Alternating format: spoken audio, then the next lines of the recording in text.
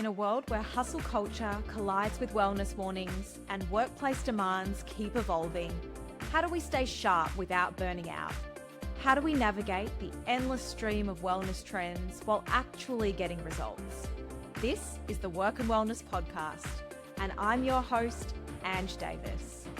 Drawing from my own journey of wins, stumbles, and honest revelations, I'll be bringing you raw, unfiltered conversations with experts and inspiring guests who've been there, lived it, and found a better way. Together, we'll cut through the noise and workshop what it really means to be well in today's workplace. No more choosing between success and sanity. No more sacrificing health for achievement. Whether you're struggling with burnout, searching for purpose, or simply ready to work smarter, not harder, you're in the right place. This is real talk about real solutions for real people. Let's get into it.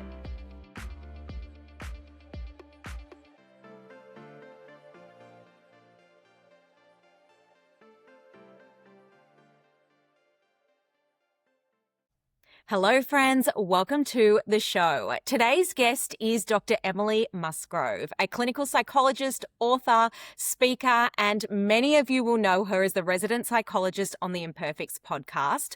With more than 15 years of experience, Emily's built a reputation for making complex psychological concepts practical, relatable, and deeply human. Emily holds a combined PhD and Master's in clinical psychology and runs a private practice in Perth, helping people navigate everything from stress, burnout, and grief to resilience, purpose, and meaningful change.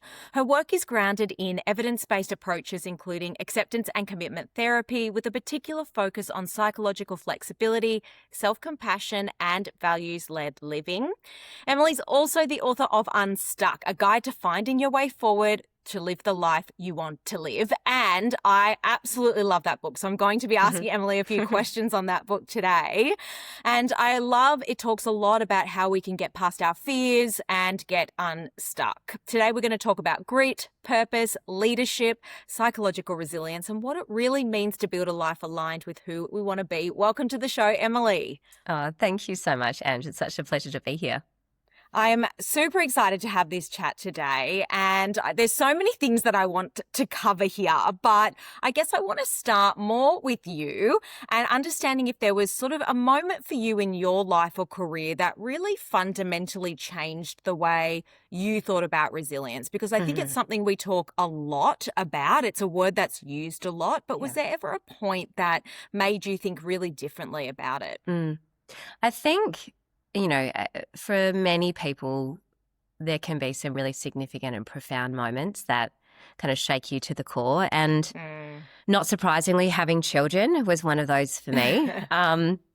Certainly kind of changing this whole lens about, how we understand what it means to live well, what it means to live when we are encountering significant challenges and barriers, like how do we keep going in essence. So I think certainly having kids was a big one, but probably more profoundly was I had a diagnosis of breast cancer about 5 years ago, and that was a big wake-up call and a real attunement to what resilience actually feels like, because I think, and we'll probably touch on this, but I think that resilience on its surface can look like not feeling or not being impacted or not being affected by experiences that we have.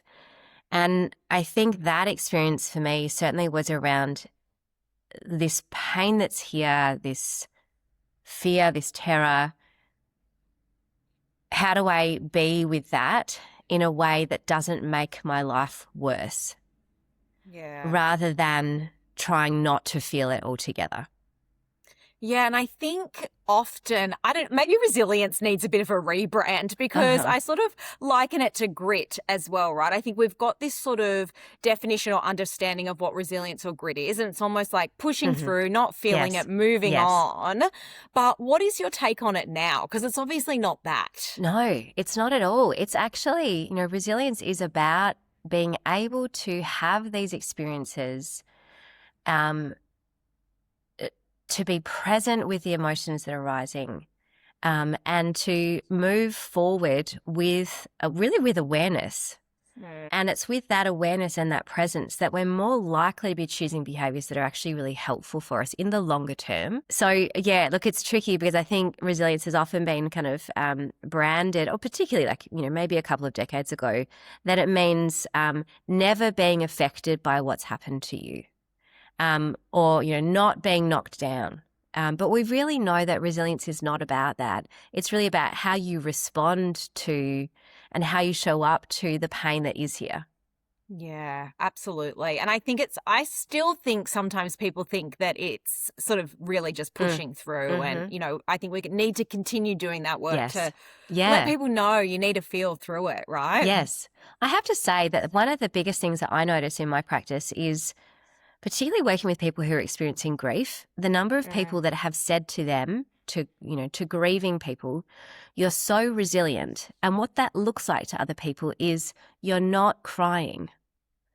And I think that can be really destabilizing for the person that's experiencing the grief, because resilience doesn't mean or doesn't look like not crying or not appearing to have it all together. I think it's much more complex and nuanced than that.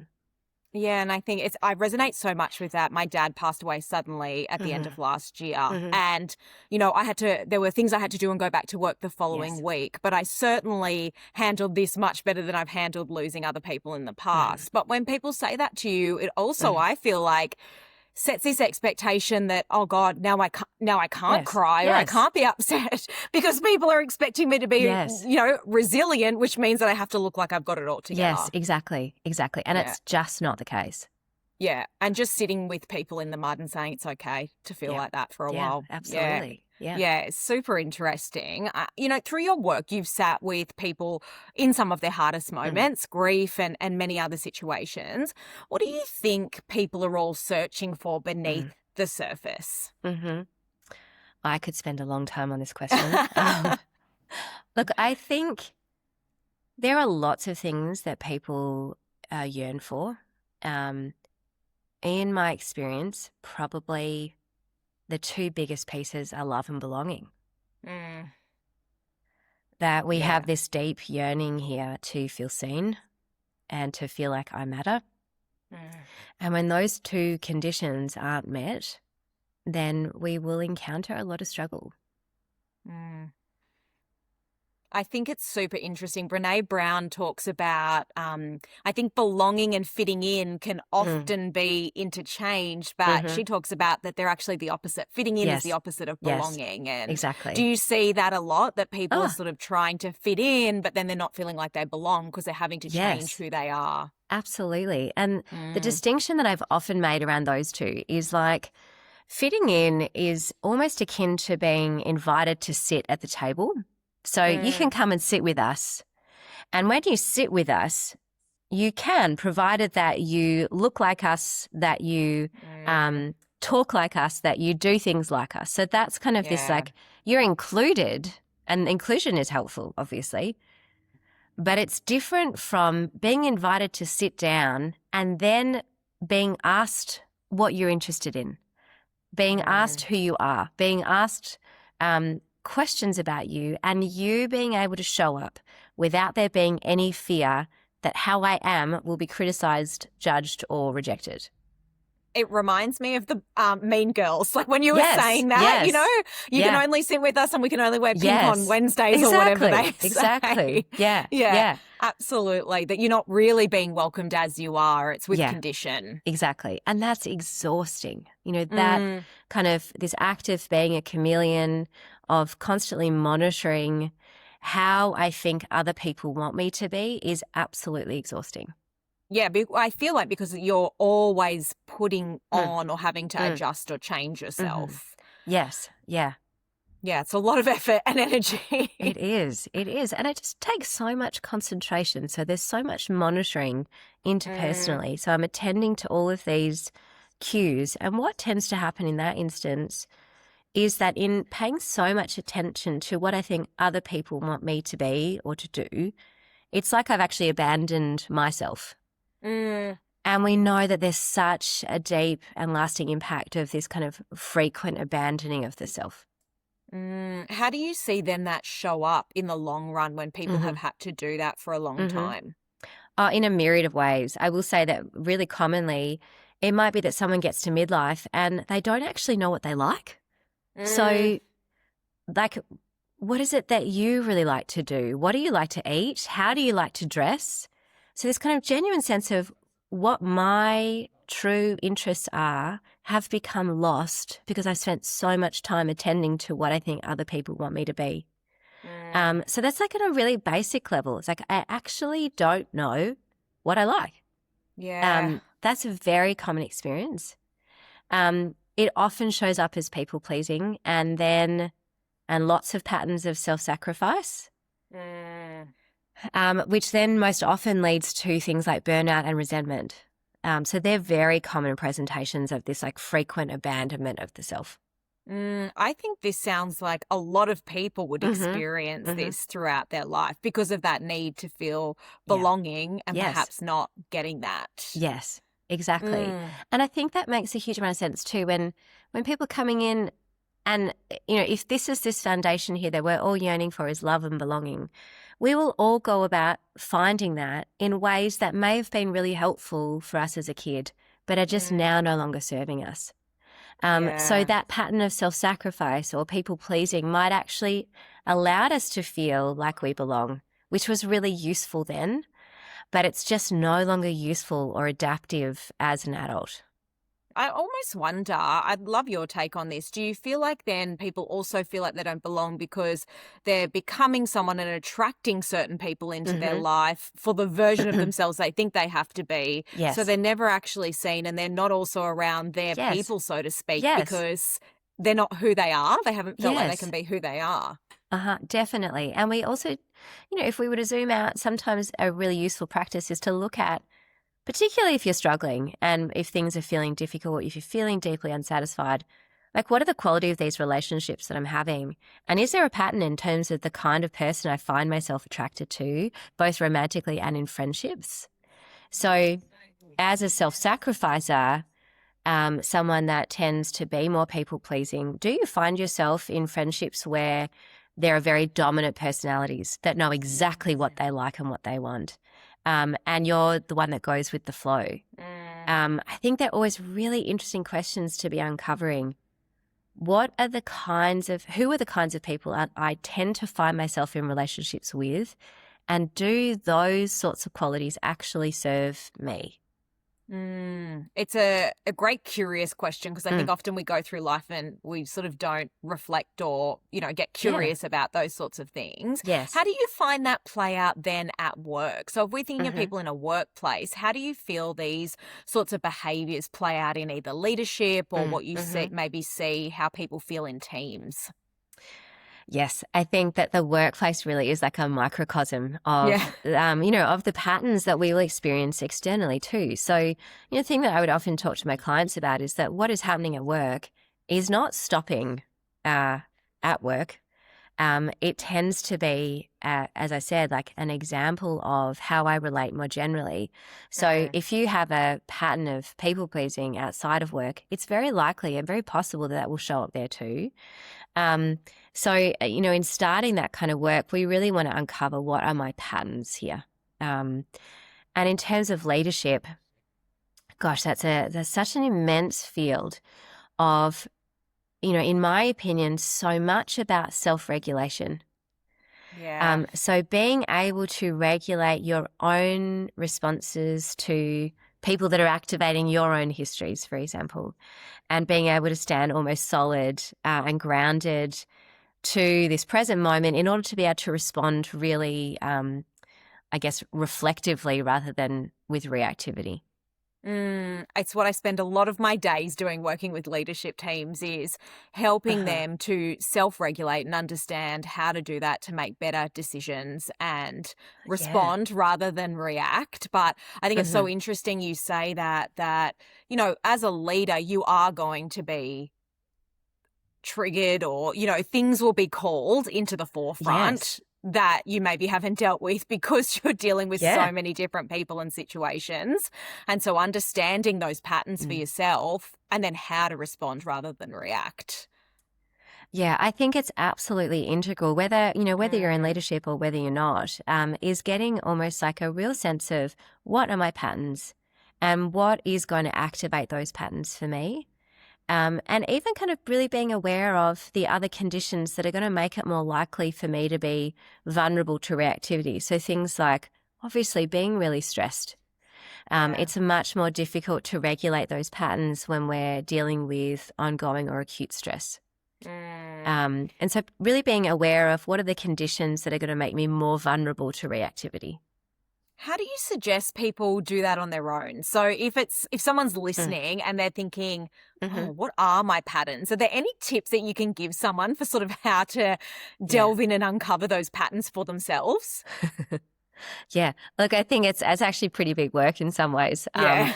And I probably would suggest, like having some sort of resource with you as you're doing that. But, just as a gentle kind of beginning invitation would be, to kind of have a bit of a stock take and looking at the relationships that really work for me and why is it that they work? So what are the qualities of this relationship here that are helpful? And where is it that I feel most at home? So where do I feel most myself? So that's like a really great starting point. I think the second point in there is noticing where I've had difficulty. So where are my challenges? And it might be that I have a lot of difficulty asserting boundaries. And you might see that these boundary challenges are showing up in lots of different relationships. So I think for me, it's kind of these two pieces in here is like, where do I most feel at home? And what are the qualities that are showing up there? And then where is it that I feel most not at home? And when I'm not at home, what do I do? Yeah, it's so interesting. I always like to think when something activates me, like if I get riled up about something or something annoys me, I like to think, what is this reflecting in me that's making me annoyed at this, or is there a value of mine that I'm seeing not be displayed and that's why it's rubbing up against me? Yes. What is it, Yes. Yeah. So I think it can help that's in such a a great point. Yeah, and I think being really clear, like as you've indicated, being really clear on what you value. I mean, that's a whole process in of itself, but being clear on what you value, because our values are kind of like our internal compass. And so they allow us to, keep heading in the direction that feels meaningful to us. And often when things like anger are arising, usually anger arises because there's been some kind of violation of something that is important to us or some kind of value. So being able to tune into our emotional experience is absolutely critical because the emotion is arising with information. And we need to attend to what that information is. So if it's that anxiety is here or sadness is here or anger is here, what is that emotion telling us that we really need to attend to? And being able to, we might not be able to do it in the moment because sometimes we're too emotive, but being able to take stock after and think, okay, what it's metacognition, right? Thinking about the way that you think and just thinking, hold on, why am I reacting this way or why did that happen? I love an end of week process to look back and see what did I do in my diary? Where was I lit up? Where was I annoyed? And what can I learn from that? Yeah, absolutely. I think any kind of practice that is allowing you to slow down and reflect is really, really helpful. It's one that we will often avoid doing because it can, bring with it its own discomfort. Yes, it's not comfortable or easy, but I do think it's worthwhile for sure. Absolutely. Absolutely. Yeah. I want to talk a little bit about your book because I absolutely loved reading it. I felt like it was therapy in a book. Aww. And I have it sitting on my shelf and I just often go back to it. What inspired you to write it and why do you think so many people do feel stuck in life? I think, first of all, I have to be honest, it was just such an immense privilege to write a book. I never really thought I would get that kind of opportunity. And I have always loved I do love books greatly. I Mm. hold a lot of value on learning, in particular, and curiosity. So books are always one pathway for me around that. But I'm just so very aware that therapy is not always accessible to everybody. And whilst the book is not therapy technically, my hopefulness was that there would be something in those pages that could feel, that could open up an opportunity for someone to create some kind of change. Because the reality is that change is really, really difficult. And if we don't have access to therapy, then we have to have something to help us kind of guide us in some kind of way.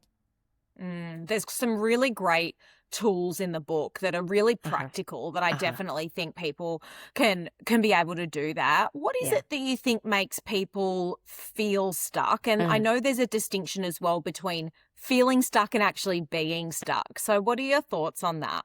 Yeah. First of all, I think it's really important to acknowledge that being stuck is such a normal condition of being a human, that there's nothing wrong with stuckness. And in fact, we almost require the stuck to create the change. It's like a precondition almost in some ways, that this feeling of dissatisfaction, of going on autopilot, of feeling like discontented. When we tune into that then is this invitation here to create some kind of change. So there's nothing wrong with being stuck. I think it's a very normal human response in many different circumstances.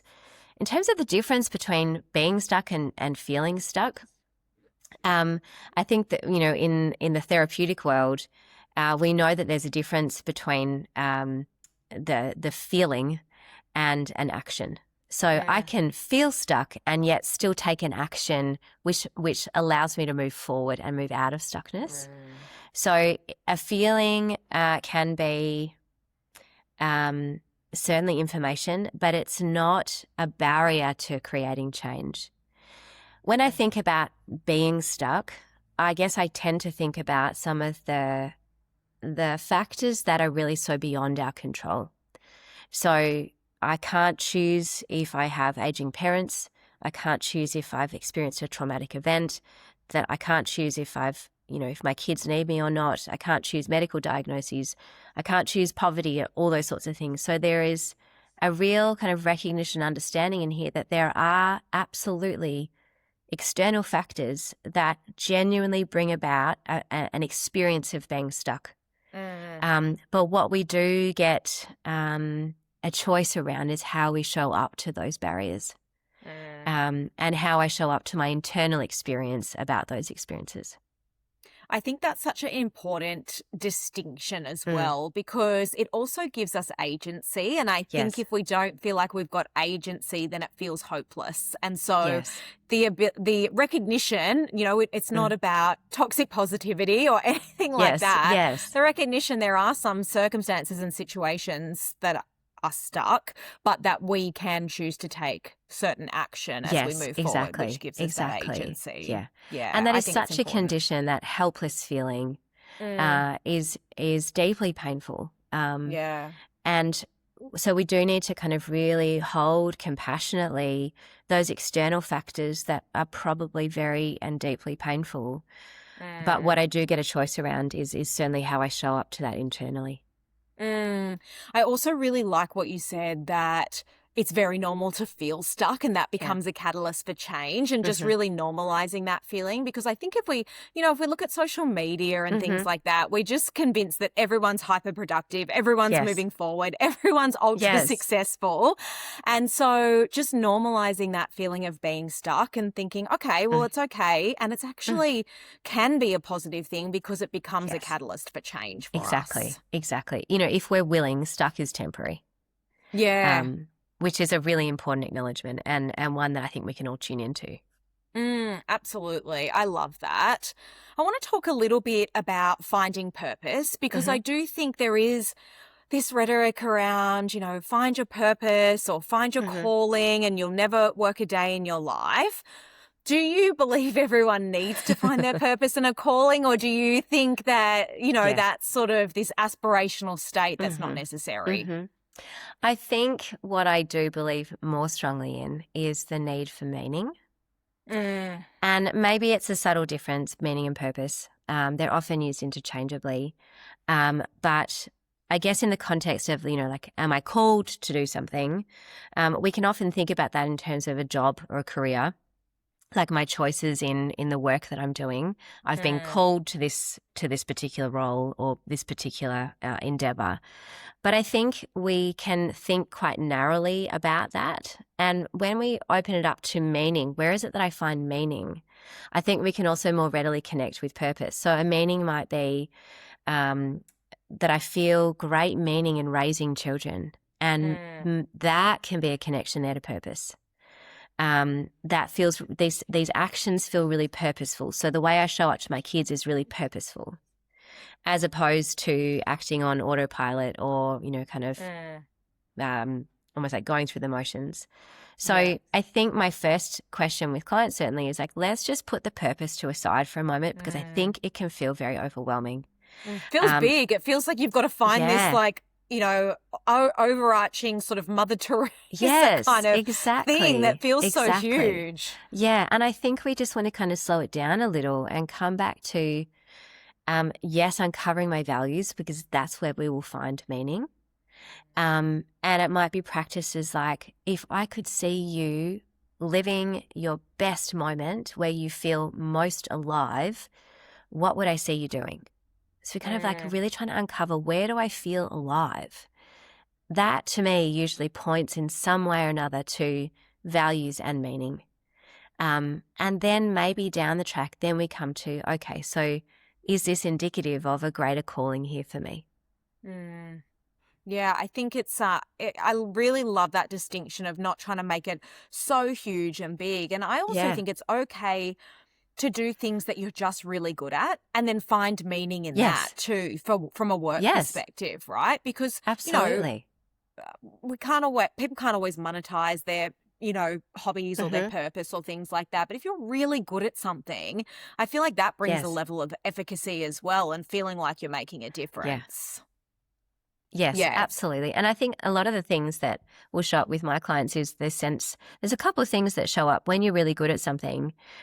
Yes, it's going to produce a sense of mastery. So I feel a sense, again, like this agency, that the effort I put in creates something or creates change. And that's really helpful for kind of almost like a self-belief in some ways. But most often it's this sense that what I'm doing is making a contribution.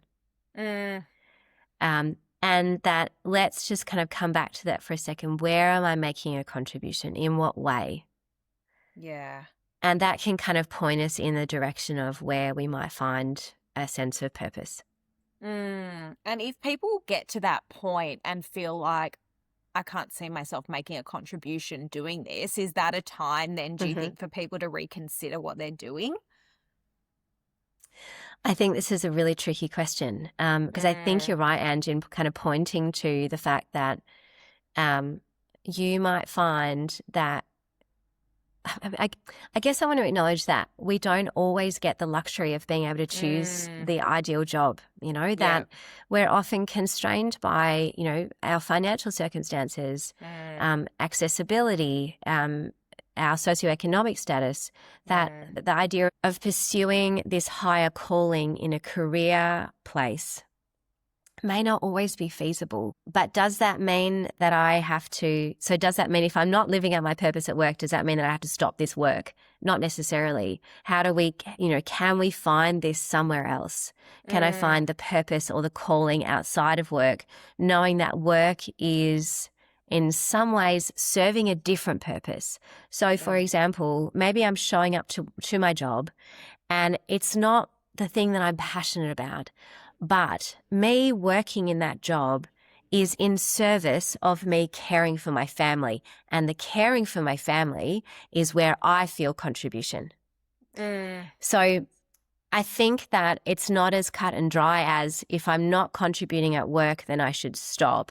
I think we need to think about what is this work in service of? And if it's in service of a greater purpose, like caring for my family, creating security, and that feels meaningful to you, then I think that's a really helpful answer. I love that answer because I feel like every second thing you see is quit your job and do something you love. And I think it discounts the important, if you think of Maslow's hierarchy of needs, of people's need for safety, shelter, housing, food. And not everyone has the luxury, like you said, of being able to do that. But then finding a way you can create meaning and purpose then outside of work and not feeling like your work has to be the only vehicle for being able to do that. Yes, exactly. And I think like in therapy, certainly, if I find I'm working with clients who genuinely don't have a choice about staying in a job that they don't like, the work then is how do I do the internal work to manage being in this job that I don't want? So how do I relate to this experience in a different way? And there's lots of different practices that we would do with that. And it might be even like micro things, like being able to notice where I was living part of my values at work today, being able to like hone in on a really pleasant interaction with someone, rather than that tendency that we will all have to go in with that negativity bias that will, without doubt, find all the information to say, I do not like this job. Yeah. So it's I think it's something that we can work with, even if we're in circumstances that we don't like. But I think, like you said, it does take work and intentionality to do that. You have really to really put effort into doing that because our brain will always want to find, like you said, the negativity bias. Yeah, exactly. From a leadership perspective, I want to sort of keep talking about this on a work path. Why do you think some leaders are more effective under pressure while others become more reactive or defensive or controlling? I think I've already said it, but for me, I think this is the skill of self-regulation. And really being very attuned to what's happening for you, and being able to ground yourself in those moments when stress is really high. I think that is a key differentiator between what makes really good leaders and what makes maybe not as great leaders. So that first point of call is like, how do I regulate? And so this kind of really, again, this capacity for metacognition. So how to be aware of my practices, how to be aware of how I'm thinking. That would be the first piece. I think the second piece in there is also the capacity for a leader to tune into the safety of the workplace. I think the safety of the workplace is really interesting, and it's something that we're talking a lot more about now with psychosocial safety. What are your thoughts on how we create a safe place? Yeah, I think this is a really, really big question. So first of all, for me, when we think about psychological safety, basically it's this capacity for us to be able to show up to work as our full selves without fear of judgment, ostracism, and criticism. So it's this kind of foundation here that I can show up and bring my whole self here. That is kind of this sense of feeling psychologically safe. Now, for me, that is a practice really of cultivating belonging in the workplace. So how is it that as a leader that we can onboard belonging from the beginning? So when people are starting in a workplace, what kind of practices do we have in place that allows someone to know that they are not only welcome here, but we value and want them here? And so they can be like signals and markers. They can be orientation sessions. It can be bringing on board, really I love the practice of mentors, but particularly the practice of mentors that are near to a graduate. So what is termed a near peer.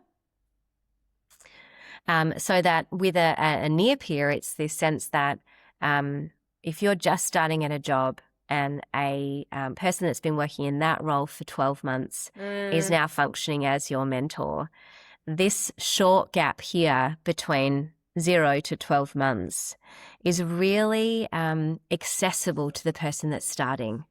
So I can see how it is that I got from here to here. And you can give me some tangible, concrete pathway to reach this point where I now feel like I belong. And I think what's also so useful about the use of a near peer is the fact that we know from the research that belonging gets easier with time. But for someone that's starting in a new job, they don't yet know how they will feel. So for a near peer to say, look, yes, I felt that way too, and now I feel great. Or now this is a great place to be. I think that feels like really tangible and very powerful information for like a new person to have. I think it can be really valuable for someone who has been in the organization or just joined, because they know what it's like to have the feeling of just joining that organization in the last 12 months, rather than someone who's been there for 20 years and doesn't know what it's like and the challenges that they've experienced. Yeah, absolutely. I think it can feel like almost like a bridge too far to understand how it is that I get from point A, to point B when there is a gap here of 20 to 30 years. And not to say that a mentor that has been in the industry for 20 or 30 years doesn't have wisdom to offer. But in terms of cultivating belonging, I think the role of a near peer has a really great impact. Yeah, I agree. I think it's I've never actually heard of a near peer before. And so I think that's awesome. A really nice term, actually, to describe it. If every leader listening to today could develop one psychological skill, maybe that's not self-regulation, because I know we've talked about that would transform the way they lead. So we've got self-regulation, but if there's another one, what would that be?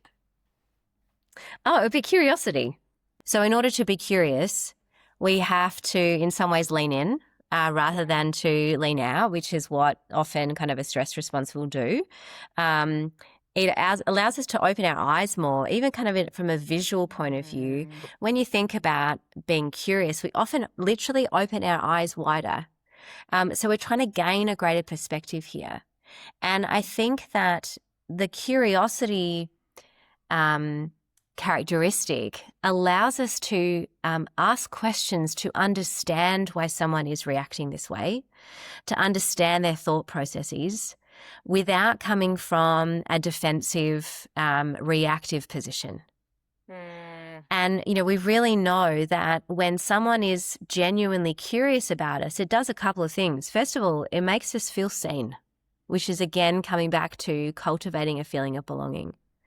But the second thing is the curiosity allows the person being asked the question to step into reflection themselves.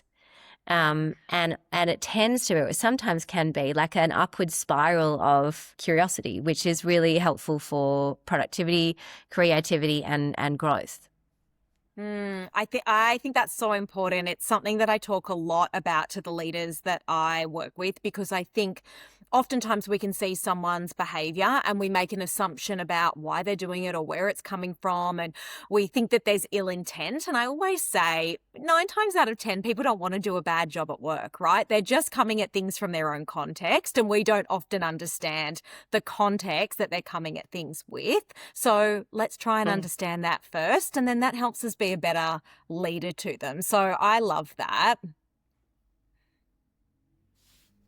Yeah, without a doubt. Yeah. If someone is listening right now and they are feeling stuck, so whether it's in their career or in their life, what is the first step that you would guide them towards so that they could take a step and move forward? Look, I think, and I've already alluded to it first, we need to name the stuck. So whether that's naming that with yourself or whether it's expressing it to someone else, that to me is this first kind of point of action taking. There are, as you might have read in my book, there's a whole host of different pathways and different approaches that we can use when this stuckness is here. But I do believe that getting clear on what you value is really important, because often stuckness will indicate that I'm misaligned with my values. That I'm not showing up to them in the way that I would like to. And so getting really clear on that as a starting point feels pretty integral. And then we can have a look at, okay, well, what are the barriers to me taking action? And I think like this is very Stoic philosophy here, but there's always this quote here that I think really resonates. It's not in the book, but that the barrier is the way. And so, you know, we can talk about the fact that where we see a barrier, it is an indication that that's the direction that we really might want to head in. I love Stoic philosophy. I read a lot of Ryan Holiday's books on Stoicism, and I think it's so true, and I think it's true for mental health as well. Often the barrier is the way. I think another way of saying it that I hear people say is the only way out is through, and so it's about really facing something head on. I would love to know from your personal perspective, what belief about success have you personally had to unlearn along your journey? Yeah, that is a good question. That it's really at its heart, it's not what it appears to be. And also that there actually is never any end point. There's never an end goal. There's no destination that we're ever reaching. So I don't think that you can ever tick off success. You can never say, I'm a successful person. I think more actually that we take away, like for me at least, taking away what success actually is attached to, and looking again, coming back to, if I was to have lived a really rich and meaningful life, what would I have been doing? That to me is the much greater question. I think it's the question we should all be living by and asking ourselves rather than success. I think we're often brought up with an idea of success, and I think particularly people who've grown up in their careers in the corporate world like I did before I started my business, it's sort of drummed into us that is the only version of, you know, meaning and how you are able to grade yourself kind of, or rate yourself. And I talk a lot more about figuring out for you what your own rich life is, and are you living within that rather than what society tells you, right? So yeah, absolutely. Wholeheartedly agree. Yeah, that's so good. Is there a question that you wish I had have asked you today that I haven't and that you'd like to answer? I think it's more actually a comment, to be honest, that maybe I get asked, or maybe it's reflected upon at times, about me being a psychologist can sometimes feel like I am doing everything right, or that I have all the answers, or that I go to work perfectly, or that I parent perfectly. And I think something that I just want to share more broadly is that I too am understanding constantly how to live in this world, and that, you know, we can hold people as an expert in something, but I really just deeply encourage people to become an expert on themselves, and to get really attuned with their own inner wisdom. Like, I can't tell you what your pathway is going to be or look like. That the job really is for you to be able to tune into your own internal wisdom, I think. It's such a beautiful sentiment to leave us on here, because I always say no one's perfect, no one has all the answers, and everyone's doing the best with what they have in the world that comes at them at the time, right? And so I think that's a really nice way to leave us on today. Where can everyone find you? How can people learn more about your work and get to know you a little bit? Yeah. Well, I'm obviously certainly on Instagram, so it's Dr Emily Musgrove, and most obviously, you can also check out my book Unstuck. I will also be launching next year hopefully a membership community that's really around this kind of midlife period, and how, you know, really actually how we go about finding greater meaning and purpose. So if you want to join my mailing list, you can get all the information there as well. Oh, do you know what? That is so needed. And I can't, you're absolutely nailing, I think, what is missing and what people need. So everyone should sign up to that list, I think, to hear when that comes out. Thank you so much for your time and all of your thoughts and musings today on everything that I spoke about from a work and wellness perspective. I appreciate it.